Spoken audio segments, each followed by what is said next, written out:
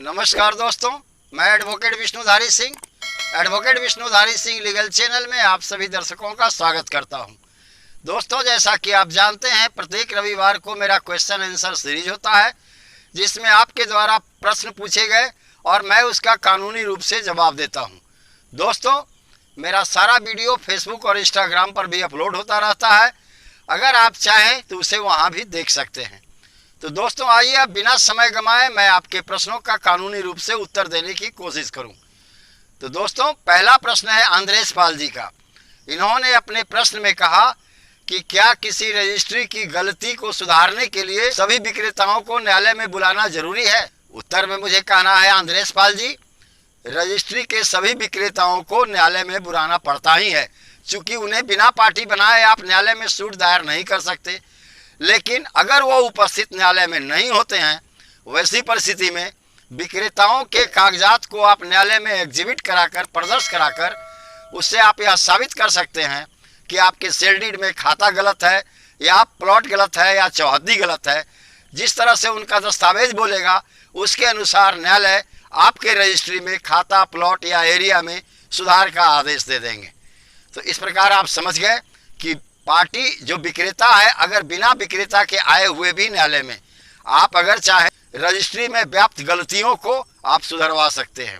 शर्त है इसके लिए विक्रेताओं के कागज को, जिस कागज को आपने देख करके रजिस्ट्री उसकी करवाई, उसे न्यायालय में एग्जिबिट कराना पड़ेगा। अगला प्रश्न है संतलाल जी का। इन्होंने अपने प्रश्न में कहा कि मैं 2 भाई हूँ और 2 बहन हूँ। मेरे पिताजी मेरे बड़े भाई के साथ रहते हैं। जमीन हमारे घर की पैतृक है। क्या पिताजी अन्य बेटों के अनुमति के बिना उस जमीन को किसी के नाम पर वसीयत कर सकते हैं या किसी को बेच सकते हैं? उत्तर में मुझे कहना है संतलाल जी, जब पैतृक जमीन होती है, पैतृक संपत्ति होती है, उसमें सभी वारिसानों का समान हक होता है। ऐसा हिंदू उत्तराधिकार में वर्णित है। तो संतलाल जी, आपके पिताजी अगर उस पैतृक संपत्ति को किसी के नाम पर वसीयत कर दें या किसी को बेच दें, जिसमें सारी संपत्ति सन्निहित हो जो आपकी पैतृक संपत्ति है, वैसी परिस्थिति में आप सिविल कोर्ट में जाकर के टाइटल पार्टीशन कम डिक्लेरेशन सूट फाइल करके आप उस वसीयत को कैंसिल करवा सकते हैं जो आपके पिताजी के द्वारा एग्जीक्यूट किया गया, यानी पिताजी के द्वारा लिखा गया। तो संतलाल जी, अगर पिताजी ऐसी गलती करते भी हैं फिर भी आप लोगों का हिस्सा समाप्त नहीं होगा, न्यायालय से आपको हिस्सा दे दिया जाएगा। अगला प्रश्न है दीपक सोनी जी का। उनका प्रश्न है कि वो 3 भाई हैं, लेकिन एक भाई के नाम पर सारे पैतृक जमीन का जमाबंदी खुला हुआ है। बाद में चल के वही एक भाई जो हैं, जो बड़े भाई हैं, वो उस जमीन को जिनके नाम पर जमाबंदी खुला है, उस जमीन को अपने पत्नी के नाम पर बेच देते हैं। तो वह जमीन पैतृक जमीन है। क्या ऐसी परिस्थिति में हम 2 भाइयों को हिस्सा मिलेगा? उत्तर में मुझे कहना है दीपक सोनी जी, कानून कहता है कि सभी पैतृक संपत्ति में सभी वारिसानों का समान हक होता है। तो आप 3 भाई हैं, संपत्ति आपकी पैतृक है।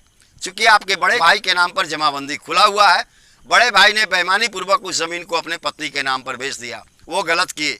कानूनी रूप से वह रजिस्ट्री जो पत्नी के नाम पर आपके बड़े भाई ने किया है वह गलत है, यानी वह सेल डीड न्यायालय कैंसिल कर देगा।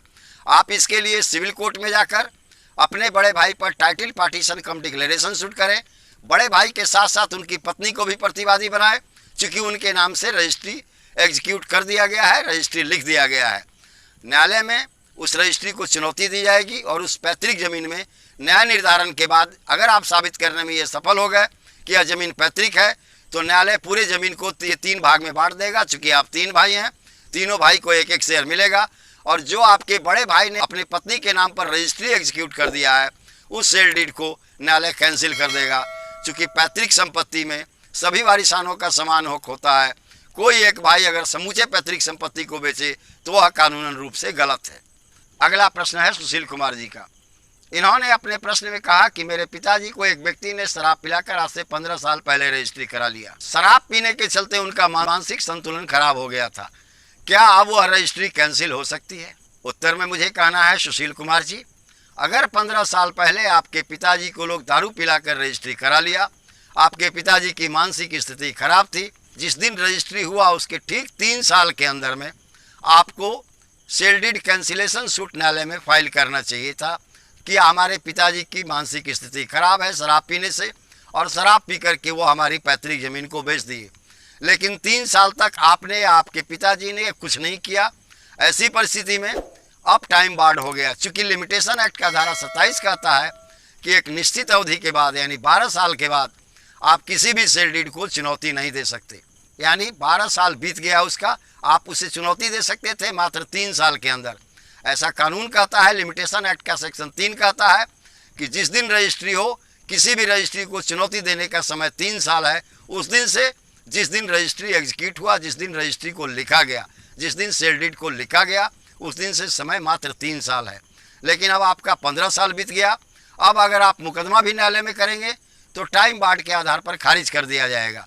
चूँकि आपको जानकारी थी कि मेरे पिताजी ने 15 साल पहले हमारे पैतृक ज़मीन को दूसरे के नाम पर बेच दिया, शराब पीकर या मानसिक संतुलन खराब की स्थिति में।